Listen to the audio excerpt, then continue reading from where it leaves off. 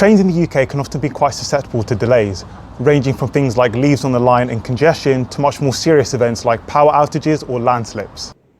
As I currently film this, the UK is going through its 5th heatwave of the year, and each of the last 4 have caused a major disruption to railway systems up and down the country. When it's cold and wet, we have problems. When it's blazing hot, we also have problems, but very different kind of problems. Where I live, I don't remember if there was any more than a few days that were unaffected by the 3 heatwaves we experienced between the end of May and July. The railways are an important part of urban infrastructure that can be massively affected by extreme heat, and today that's exactly what we're going to do. We're going to have a look at some of the effects extreme heat has on our railway systems. Let's start with the tracks.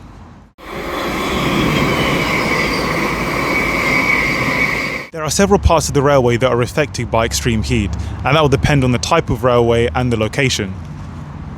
Once the air temperature goes above 27 degrees Celsius, the tracks can become susceptible to problems. The steel rails are very good at absorbing heat.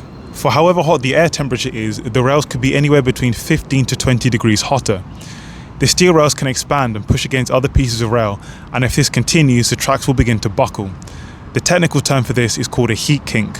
So, what are the kind of things that can be done to prevent disruption? Expansion joints are something that everybody, even if they don't realise it, is familiar with. It's that click-clack sound you hear as the trains go across them.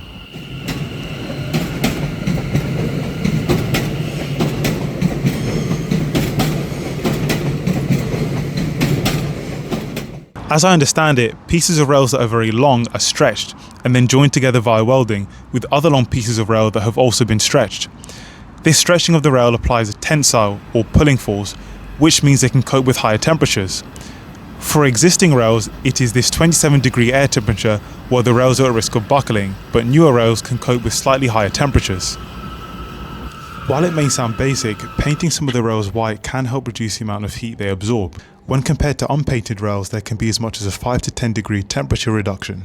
When you consider what I mentioned earlier about how rails can be up to 20 degrees hotter than the air temperature, this amounts to a pretty significant saving.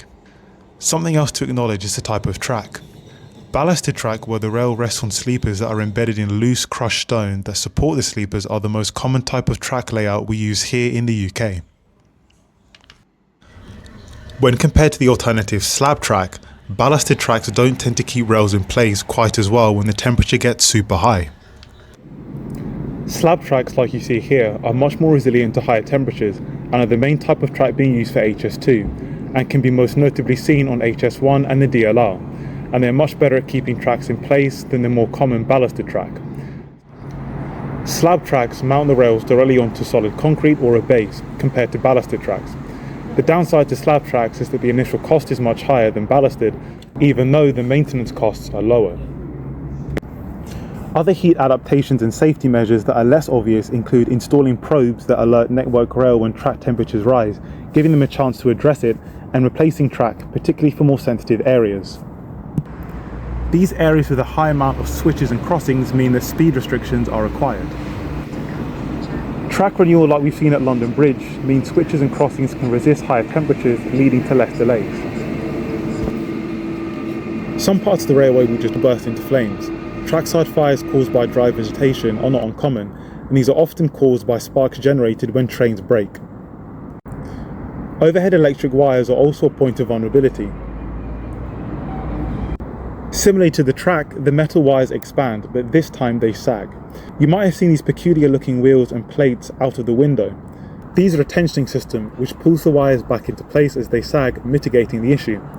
This is another reason for speed restrictions. A sagging cable could get wrapped up in a train's overhead pantograph, and that's a whole nother problem.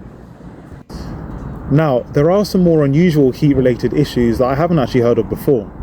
For example, from Monday 3rd of August there will be timetable changes on the line to and from King's Lynn, as the track was affected by hot weather and sustained low rainfall.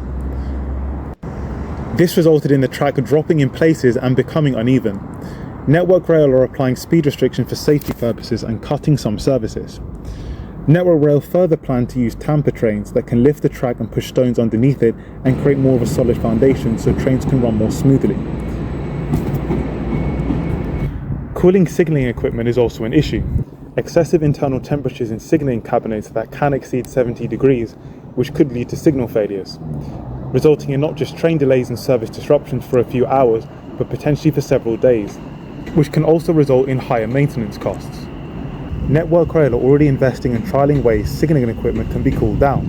On the Tunbridge to Hastings line in Kent last summer, South Eastern partnered with an East Sussex startup, Flint Engineering, fitting 10 high-risk signalling cabinets with the company's innovative cooling system. Network Rail staff who were involved in the trial reported reduced peak internal cabinet temperatures by more than 21% on the hottest days. And then we have the issues of the trains themselves. Well, some of them. In July, East Midlands Railway announced plans to suspend numerous services due to the super high temperatures, saying some trains required repairs because of heat-related issues.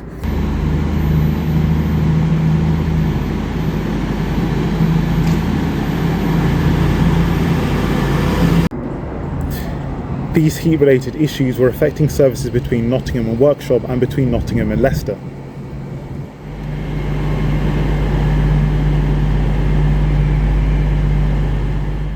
Now this is from the edit. I started scripting this video about 3 to 4 weeks ago. Today is the 17th of August. I filmed some of this video on the 13th of August 2026, the same day a train from London Victoria to Eastbourne derailed. Now obviously I don't want to jump to conclusion, and it's really important for the full investigation to come out, but from looking at the passenger point of view recordings, there appears to be a train track that has buckled.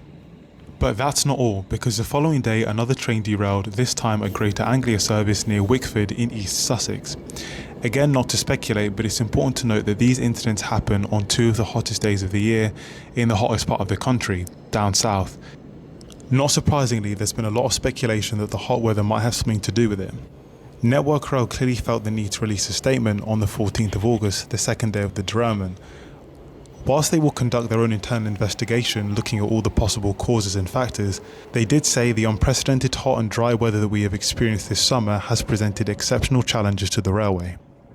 As Gareth Dennis, a railway engineer, said when appearing on Sky, the likelihood of the 2 rail crashes very close together, 2 days, 2 crashes, with the extreme heat, both of them in the hottest part of the country, I would struggle to argue that it's not going to be something to do with those conditions. The likelihood that they're connected is very high, let's put it that way. We still don't know exactly what the cause is, but there is a lot in favour of there being a close connection between the two.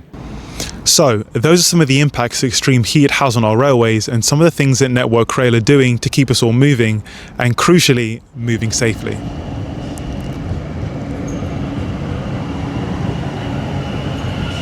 So that's it for today's video.